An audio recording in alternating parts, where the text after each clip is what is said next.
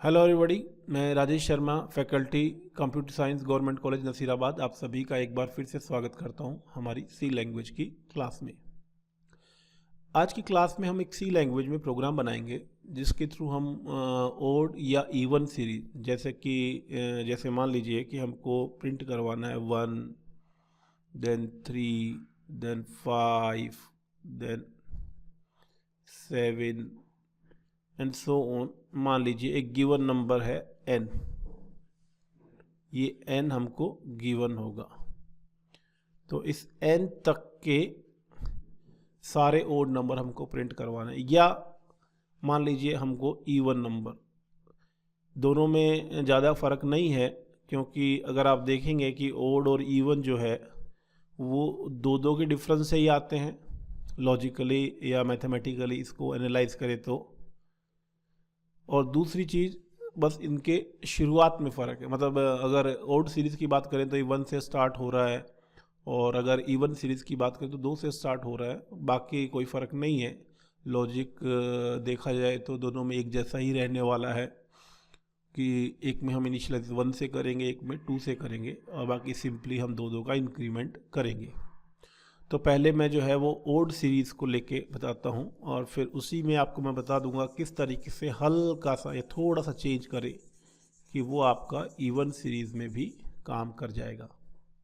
और ये मैं पहले वाइल लूप के लिए इस्तेमाल कर रहा हूँ। तो देखिए, ओड सीरीज़ के लिए पहले, अब चूंकि हमको शुरुआत तो 1 से करना है, वो फिक्स है, लेकिन हमको n तक, n एक नंबर है जो गिवन होगा। तो पहले तो अपने क्या करेंगे, रीड n करेंगे, यानी इसके लॉजिक की बात करें या इसके एल्गोरिथम की बात करें तो स्टार्ट जो कि अपना मेन से होगा, देन क्या करेंगे, रीड n करेंगे, फिर कोई वेरिएबल ले लेंगे i, या कोई भी नाम दीजिए x, आपकी मर्जी। मान लीजिए उसको हमने इनिशियलाइज किया 1 से,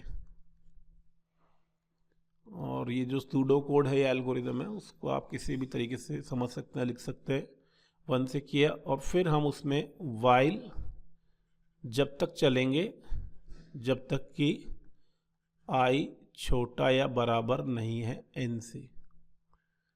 और उसमें हम क्या करेंगे, प्रिंट करेंगे या राइट करेंगे। अब वही है कि एल्गोरिदम लिख रहा हूँ मैं, तो आप कोई सा भी फॉर्मेट चूज़ कर सकते हैं। से राइट किया मैंने,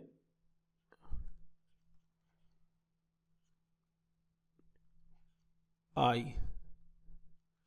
then i equal to i plus 2, 2 का इंक्रीमेंट। क्योंकि पहली बार में आप देखेंगे कि i की वैल्यू हमने 1 इनिशियलाइज की है, तो वो क्या करेगा, आपका यहाँ पे i की जगह 1 प्रिंट करेगा।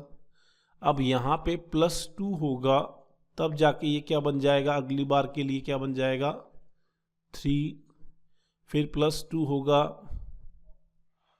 फिर अगली बार के लिए ये क्या बन जाएगा, 5। इस तरीके से ये चलता जाएगा। और कब तक ये ऐसा होता रहेगा, 5 देन 7, जब तक कि ये आपका कंडीशन,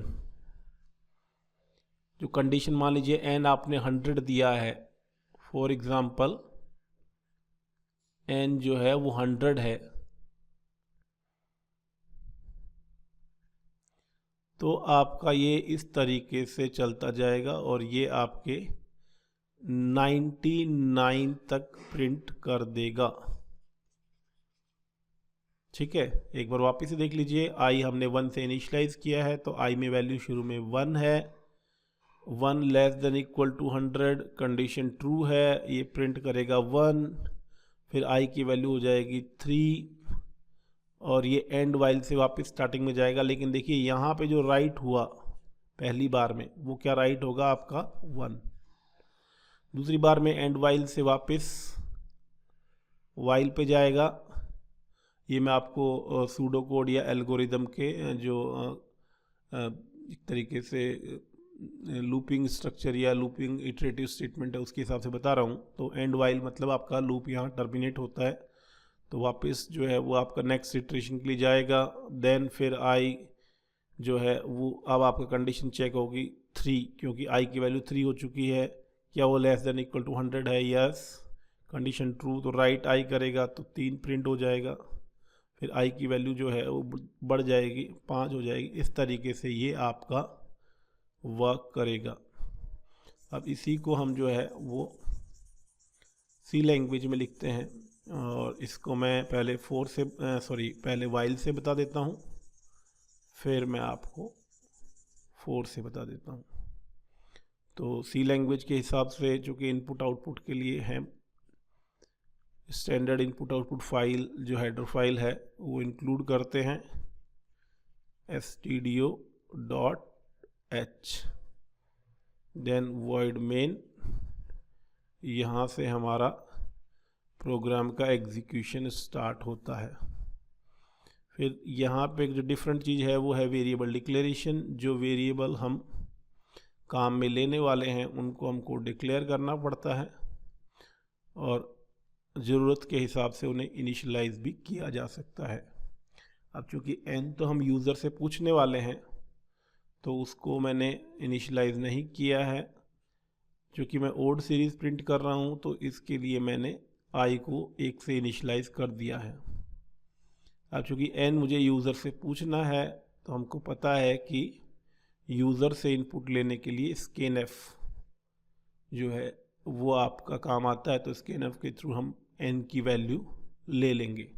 चाहें तो बीच में कोई मैसेज देना चाहें तो दे सकते हैं, से एंटर वैल्यू ऑफ n, और वो आपके ऊपर है कि आप मैसेजिंग या इस तरह का इंटरफेस रखना चाहते हैं कि नहीं रखना चाहते हैं। तो इस तरीके से आप ये मैसेज भी डाल सकते हैं। उसके बाद जब हमारी n की वैल्यू रीड हो जाएगी तो हम लूप चलाएंगे वाइल। अब यहाँ mathematically less than equal to नहीं चलेगा, सी में जो लेस देन इक्वल टू होता है रिलेशनल ऑपरेटर वो हमको काम में लेना पड़ेगा, जिसमें लेस देन उसके बाद इक्वल टू। और यहाँ पे हमको क्या करना है, दो काम करने हैं। एक तो प्रिंट करवाना है, प्रिंट के लिए प्रिंट एफ काम में ले रहा हूँ मैं, %d, चलिए /n लगा देता हूँ मैं। /n से ये होगा कि आपके नंबर अलग अलग लाइन में आएंगे, और ये मैंने i को प्रिंट करवा दिया, और i को हर बार 2 से इंक्रीमेंट कर दिया। अभी आपका प्रोग्राम फॉर एग्जांपल मैं छोटा नंबर ही ले रहा हूँ कि आपने यहाँ पे n में क्या दिया, 10, ये आपने n में 10 दिया। अब चूंकि i की वैल्यू जो है वो यहाँ पे आपके i की वैल्यू है 1, condition i less than equal to 1, तो 1 लेस देन इक्वल टू 10, ये ट्रू, तो प्रिंट करेगा 1।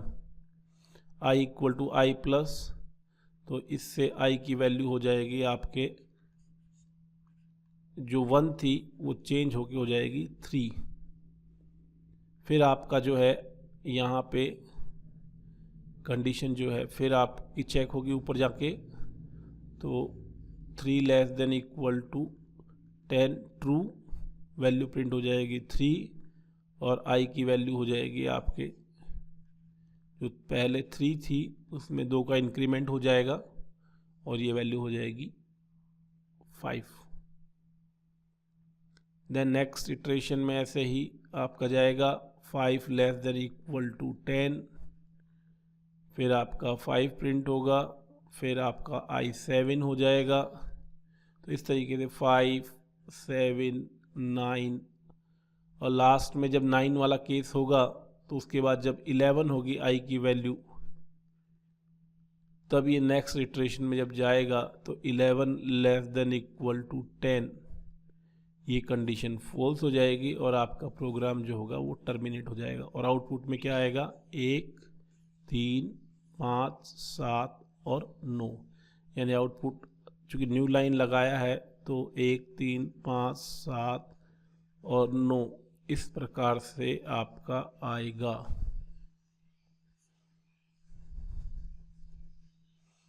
अब यहाँ पे अगर आपको इवन सीरीज प्रिंट करवानी है तो इवन सीरीज के लिए आपको इसमें कोई बहुत ज़्यादा चेंज नहीं करना है। इवन सीरीज के लिए यहाँ पे सिंपली आपको क्या कर देना है,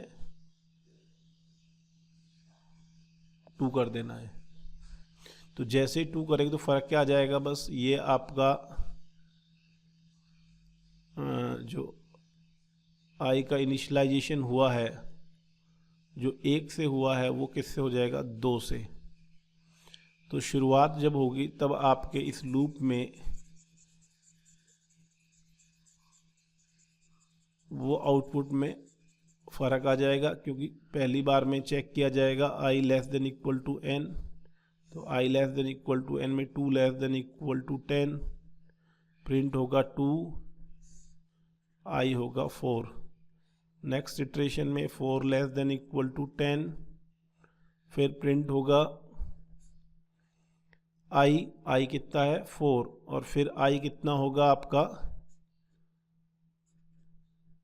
वो आपका हो जाएगा इंक्रीमेंट होके 6।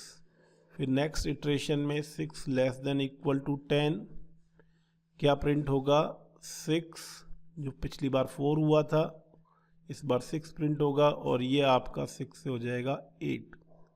इस प्रकार से ये आपका देन 6, फिर अगली बार 8, देन फिर 10, और फिर अगली बार जब जाएगा ये यहाँ से, क्योंकि जब 12 हो जाएगा तो ये यहाँ पे कंडीशन जो है वो फॉल्स हो जाएगी। 12 लेस देन इक्वल टू 10, ये फॉल्स, तो आपका आउटपुट आएगा 2, 4, 6, 8 और 10। यानी कि आउटपुट अगर हम उसको 2 से इनिशलाइज कर देते हैं, किसको, आई को स्टार्टिंग में, तो 2, 4, 6, 8 और 10, इस प्रकार से ये आपका वर्क करेगा। और इसी चीज़ को अगर हम फोर लूप से इम्प्लीमेंट करने जाएं तो ये कोड थोड़ा और छोटा हो सकता है। कैसे हो सकता है, एक तो आपको शुरू में भी इनिशलाइज करने की ज़रूरत नहीं है, ठीक है, वर्किंग वही रहेगी, लॉजिक वही रहेगा, सब कुछ वैसे ही काम करेगा, लेकिन आपके लिए थोड़ा सा प्रोग्राम जो है वो कॉम्पैक्ट हो जाएगा। जैसे यहाँ पे अब आप इनिशलाइज मत करिए, कोई ज़रूरत नहीं है, सिंपल आप एन और आई जो है डिक्लेयर कर देंगे।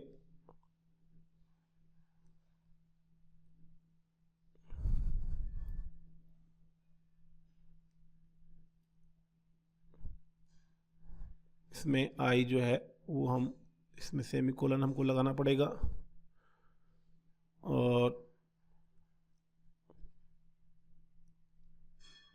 सेमीकोलन लगाने के बाद ये यहाँ टर्मिनेट हो गया डिक्लेरेशन। अब फोर लूप की खास बात जो होती है वो ये कि आप यहीं पे इनिशलाइज कर सकते हैं आई इक्वल टू 2, फिर कंडीशन भी यहीं दे सकते हैं i less than equal to n, और देन आई प्लस प्लस। अब आई प्लस प्लस तो एक एक से इंक्रीमेंट करता है, चूंकि आपको ओड और इवन में दो दो से इंक्रीमेंट करवाना है, तो ये भी आप यहाँ लिख सकते हैं, और सिंपली आप प्रिंट एफ करिए %d और आई को प्रिंट करवा दीजिए। तो ये देखिए कितना कॉम्पैक्ट हो गया। कैसे वर्क करता है, फर्स्ट टाइम जब हमने बताया था कि जब फोर लूप चलता है तो ये इनिशियलाइजेशन होगा, देन कंडीशन चेक होगी। तो पहले आई कितना हुआ, पहली बार आई हुआ 2, कंडीशन चेक हुई 2 less than equal to 10, condition true है, अंदर आएगा प्रिंट करेगा, तो यहाँ पे आपका 2 प्रिंट हो जाएगा। फिर ऊपर जाएगा, ऊपर जाने का मतलब यहाँ से जाएगा इंक्रीमेंट सेक्शन में, तो इंक्रीमेंट सेक्शन में आई की वैल्यू जो है वो हो जाएगी आपके कितनी 4। फिर 4 होने के बाद फिर कंडीशन चेक होगी 4 लेस देन इक्वल टू 10, फिर 4 प्रिंट होगा, फिर वापस ऊपर जाएगा इंक्रीमेंट सेक्शन में, इंक्रीमेंट सेक्शन में जाएगा तो आई की वैल्यू हो जाएगी 6, फिर कंडीशन चेक होगी 6 is less than equal to n, n यहाँ पे 10 है, तो ये आपका 6 प्रिंट हो जाएगा। फिर ऊपर जाएगा, ये वैल्यू हो जाएगी आपकी 8, फिर कंडीशन चेक होगी, फिर आपका 8 less than equal to 10, condition true, printf काम करेगा तो 8 प्रिंट करेगा। फिर ऊपर जाएगा इंक्रीमेंट सेक्शन में 10 हो जाएगा, 10 less than equal to 10 true, फिर प्रिंट होगा 10, फिर ऊपर जाएगा आई की वैल्यू हो जाएगी 12, 12 लेस देन इक्वल टू 10 तो ये हो जाएगा फॉल्स। तो आपका आउटपुट में क्या आया, 2, 4, 6, 8 और 10। तो ये आई आपका चेंज होता चला गया, 2 से 4, 4 से 6, 6 से 8, 8 से 10, 10 से 12। और जब 12 था तो यहाँ पे ये जो है, यहाँ पे लूप आपका टर्मिनेट हो गया। तो आपका जो आउटपुट है वो आपका इस तरीके से 2, 4, 6, 8, 10, चूँकि न्यू लाइन हमने काम में लिया है ऑपरेटर, या न्यू लाइन हमने प्रिंटफ में लिया है, इसलिए आपका अलग अलग जो है वो लाइन में आउटपुट आपका आएगा। और आप देख सकते हैं कि 4K में यहाँ पे कोई भी ब्रेसेस का इस्तेमाल नहीं किया गया है। तो वो कोई भी ब्रेसेस नहीं इस्तेमाल करने की वजह यही है कि यहाँ पे only single statement in the loop. तो कभी भी सिंगल स्टेटमेंट होती है लूप के अंदर या किसी भी कंट्रोल स्ट्रक्चर में, एक्सेप्ट डू वाइल को छोड़ के इफ़ हो, चाहे फॉर हो, चाहे वाइल हो, चाहे कैसा भी कंट्रोल स्ट्रक्चर हो, अगर एक ही स्टेटमेंट है तो आपको ब्रेसेस लगाने की ज़रूरत नहीं है, इसलिए नहीं लगाया है। तो इस तरीके से हम 4 से बड़ी आसानी से एक कॉम्पैक्ट वे में, एक थोड़ी से मतलब कहीं ना कहीं कंपैरेटिवली वाइल से कंपेयर करते हुए देखें तो थोड़ा एक कम शब्दों में या कहिए कम लिखने में हम ये जो है काम कर सकते हैं। और वही अगर आपको ओड की सीरीज़ प्रिंट करवानी है तो फ़र्क बस इतना आएगा कि जो इनिशियलाइजेशन 2 से होता है वो आप 1 से कर दीजिए, इंक्रीमेंट वैसे ही रहेगा 2 का, 1 के बाद 3, 3 के बाद 5, 7, 9, 11 एंड सो ऑन, जहाँ तक भी आपने n की वैल्यू दी है। तो ये था हमारा ओड और इवन सीरीज़ का प्रोग्राम जो कि हमने आज की क्लास में देखा, और वाइल से भी देखा, 4 से भी देखा। तो इस तरीके से कोई भी किसी तरह की सीरीज़ जिसमें एक पर्टिकुलर पैटर्न हो तो उसको हम बड़ी आसानी से लूप से इम्प्लीमेंट कर सकते हैं। फ़र्क बस इतना है कि हमको वो जो पैटर्न है वो पहले तो आइडेंटिफाई करना है और उसको सिंपल स्टेप्स में या एक तरीके से कंप्यूटर को समझाना है सी लैंग्वेज में, या सी जो उसकी जो जिसको वो समझता है कि किस प्रकार से वो उस पैटर्न को फॉलो करे, यानी सिंपल लॉजिकल स्टेप्स में उसको ब्रेक डाउन करके देना है ताकि वो उसको इम्प्लीमेंट कर सके। तो इस प्रकार से लूपिंग जो है वो कई तरह की सीरीज़ जो है वो इम्प्लीमेंट करने में सक्षम है, बशर्ते कि हम उसको एक सिंपल सा लॉजिक या सिंपल सा जो है एल्गोरिदम उसको बता दें। तो आपका ये लेक्चर देखने के लिए बहुत बहुत धन्यवाद। Thank you.